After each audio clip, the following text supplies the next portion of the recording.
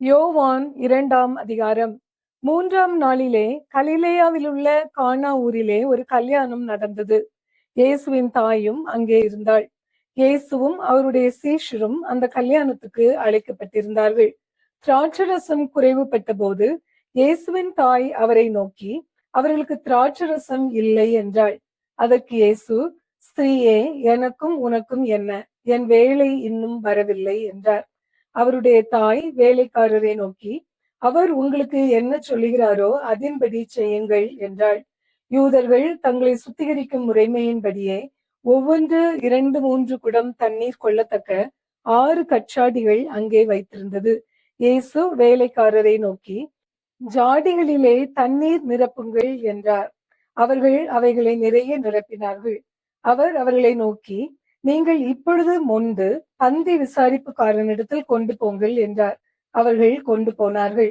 அந்த திராட்சரசம் எங்கே இருந்து வந்ததென்று தண்ணீரை மொண்ட வேலைக்காரருக்கு தெரிந்ததே அன்றி பந்தி விசாரிப்புக்காரனுக்கு தெரியாததினால் அவன் திராட்சரசமாய் மாறின தண்ணீரை ருசி பார்த்தபோது மணவாளனை அழைத்து, எந்த மனுஷனும் முன்பு நல்ல திராட்சரசத்தை கொடுத்து ஜனங்கள் திருப்தி அடைந்த பின்பு ருசி குறைந்ததை கொடுப்பான்.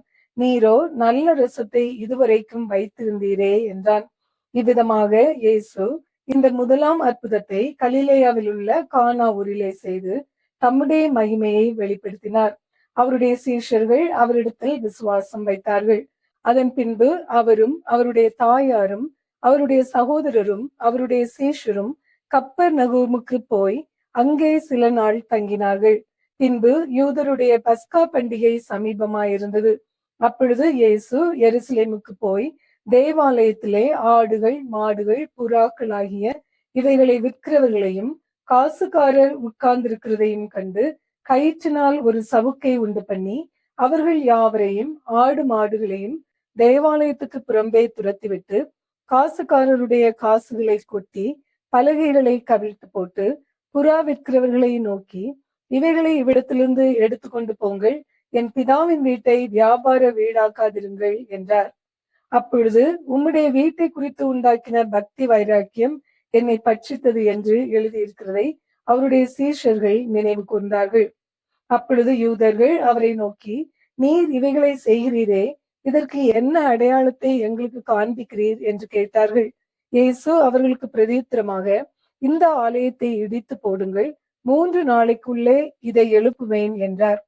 அப்பொழுது யூதர்கள், இந்த ஆலயத்தை கட்ட 46 வருஷம் சென்றதே, நீர் இதை 3 நாளைக்குள்ளே எழுப்புவீரோ என்றார்கள். அவரோ தம்முடைய சரீரமாகிய ஆலயத்தை குறித்து பேசினார். அவர் இப்படி சொன்னதை அவர் மரித்தோரில் இருந்து எழுந்த பின்பு அவருடைய சீஷர்கள் நினைவு கூர்ந்து வேத வாக்கியத்தையும் இயேசு சொன்ன வசனத்தையும் விசுவாசித்தார்கள். பஸ்கா பண்டிகையிலே அவர் எருசலேமில் இருக்கையில் அவர் செய்த அற்புதங்களை அநேகர் கண்டு அவருடைய நாமத்தில் விசுவாசம் வைத்தார்கள். அப்படி இருந்தும் இயேசு எல்லாரையும் அறிந்திருந்தபடியால் அவர்களை நம்பி இணங்கவில்லை. மனுஷருக்குள்ளிருப்பதை அவர் அறிந்திருந்தபடியால் மனுஷரை குறித்து ஒருவரும் அவருக்கு சாட்சி கொடுக்க வேண்டியதாய் இருக்கவில்லை. யோவான் 2ஆம் அதிகாரம் நிறைவு பெறுகிறது.